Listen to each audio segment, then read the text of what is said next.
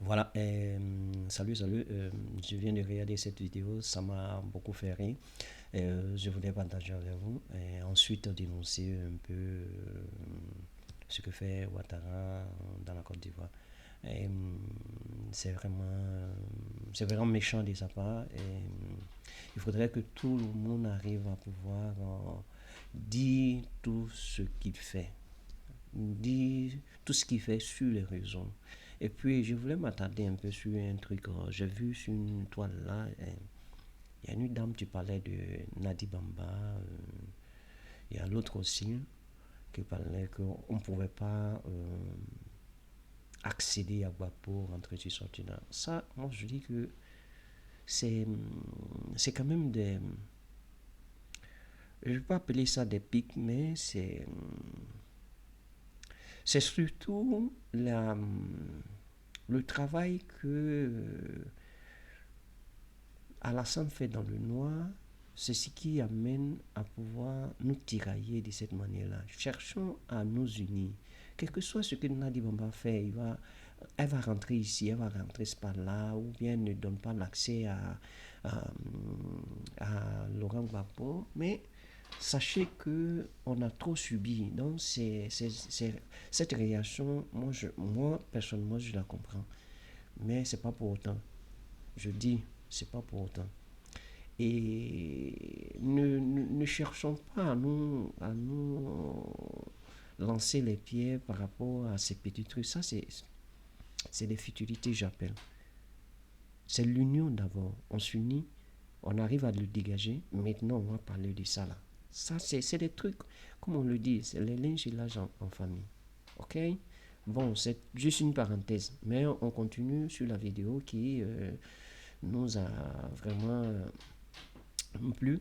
Et on veut partager avec les autres et cherchons à pouvoir rire un peu avec Alassane parce que c'est un comique, parce que c'est un bon menteur et il dit quelque chose à la fois, il dit le contraire.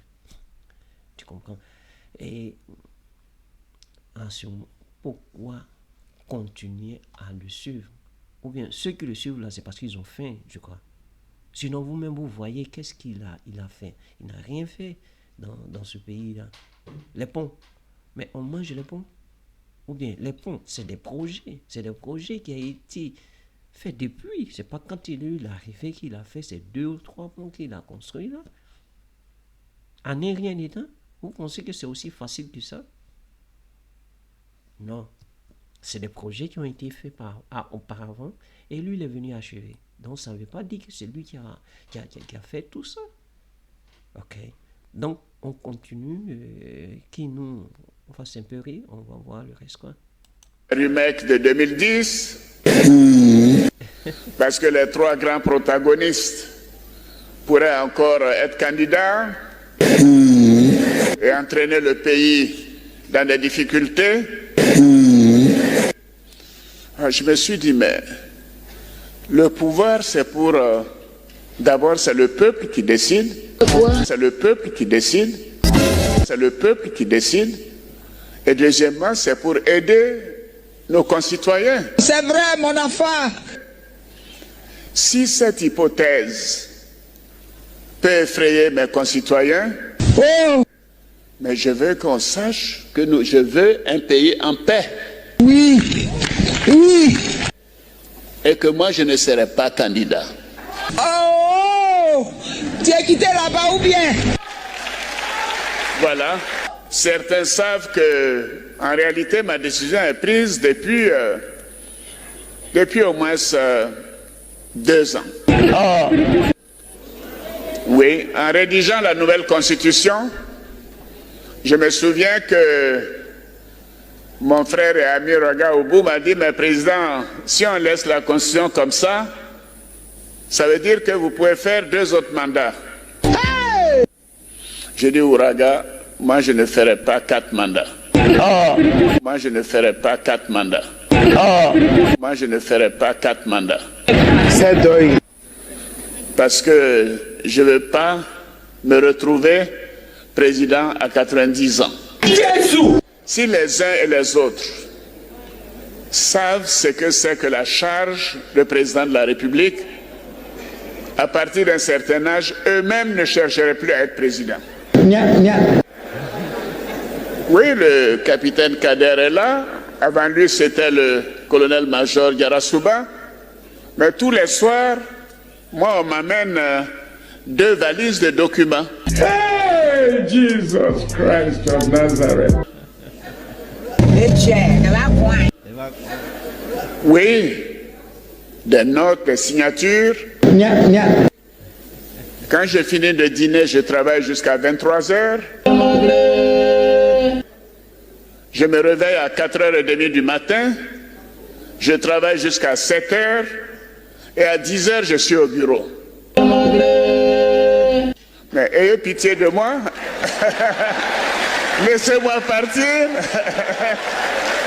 Laissez-moi partir pour consacrer du temps à moi-même, à ma famille, à mes enfants, à mes petits-enfants. Je suis sûr que vous me comprenez.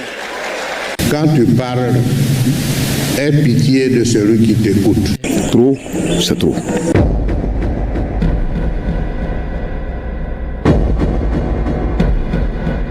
Cette année d'élection présidentielle prévue en octobre prochain. À la date d'aujourd'hui, je n'ai pas encore pris de décision. Mais je peux aussi vous rassurer que je suis en pleine santé et désireux de continuer de servir mon pays. À 83 ans, après 14 ans au pouvoir, Alassane Ouattara laisse donc planer le doute sur sa future candidature et s'amuse même des ambitions électorales des siens. Mon parti dispose d'au moins une demi-douzaine de candidats qui sont dans cette salle. Cette élection, qui aura lieu le 25 octobre, sera paisible, démocratique et transparente. En 2020, Alassane Ouattara avait souhaité passer la main à une nouvelle génération, mais s'était représenté après le décès de son dauphin Amadou Gon Coulibaly. Pour la présidente du Sénat, Kandia Camara, il sera de nouveau candidat du RHDP cette année. Ce n'est pas un nom. Le président Alassane Ouattara n'a pas dit qu'il ne sera pas candidat. Il a dit tout lui permet d'être candidat. Mais vous savez, c'est un démocrate. Il attend la décision de son parti. Que ce soit à un congrès ou à une convention, le président Alassane Ouattara sera plébiscité comme le candidat du RHDP. Les partis de... Moi, je dis, celui-là, qu'est-ce qu'il veut à la Côte d'Ivoire? Qu'est-ce qu'il veut à la Côte d'Ivoire? Quand il dit, je suis encore en bonne santé, je suis désireux de servir encore mon pays. Mais après toi, il n'y a pas d'autres personnes. Une demi-douzaine, ce sont des personnes qui sont incompétentes. Mais moi, je ne sais pas. Est-ce que ces demi-douzaines n'ont pas la carrure, n'ont pas l'expérience de pouvoir gouverner, ou n'ont pas, comment je peux appeler encore, ou bien, bon, je crois bien que au lieu de chercher trop loin, il parle là.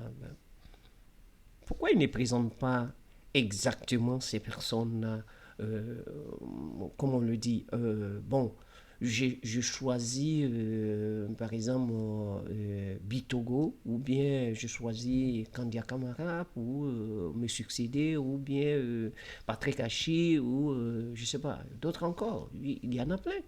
Pourquoi il ne les choisit pas sur le champ? C'est-à-dire que immédiatement, pour faire taire l'opinion nationale et internationale. Pourquoi? Il y a trop de questions. Non, je suis encore en bonne santé et que je suis désireux. Auparavant, je crois bien 4 ans passés, ou bien même, disons 6 ans passés, parce qu'en 2019, nous sommes en 2025, lui disait qu'il va se reposer, donc il passe le flambeau. Encore un mensonge qui dit, ouais, voilà, Amadou Gon Coulibaly va prendre ma place, ainsi de suite. De là, ils ont commencé à faire du tapage par-ci, par-là. Tout le monde savait que c'était Amadou Gon qui devait le remplacer, sachant très bien qu'il était très malade. Comme il savait que ce monsieur n'allait pas pouvoir tenir jusqu'à la fin, il a préféré le nommer. Là, comme ça, quand il meurt, il peut venir se mettre là pour dire non, c'est un cas de force majeure, donc je dois me représenter. À part Amadou Gon, il n'y avait pas d'autres personnes. Est-ce que Bitoro n'était pas là? Est-ce que Patrick Achille n'était pas là? Est-ce que ce bouffon de... comment il s'appelle le Adjoumani n'était pas là? Est-ce que il y a pas... comment il s'appelle? Touré Mamadou, est-ce qu'il n'est pas là? Et il y en a plein qu'on peut citer encore. L'avocat Meïté, il est là. Ils étaient encore dans le groupe. Même c'est 6 ans passés, disons. Ou bien,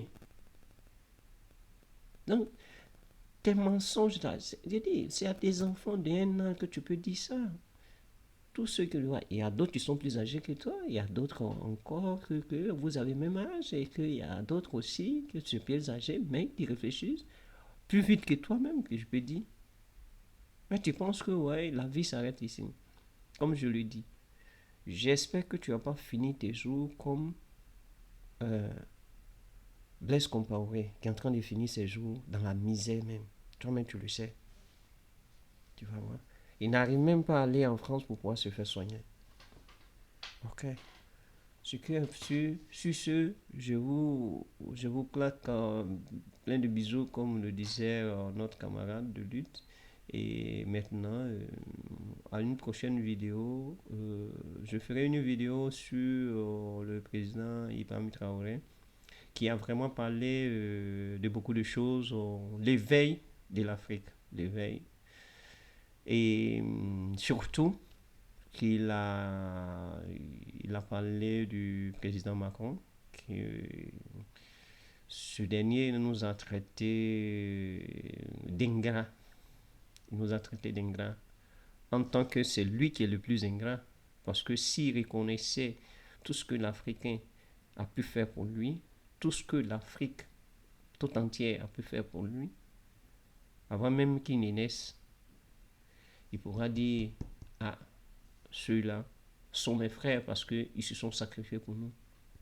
Ils se sont sacrifiés pour moi. Et que je dois leur dire merci. Je dois les reconnaître. Être reconnaissant. Ouais.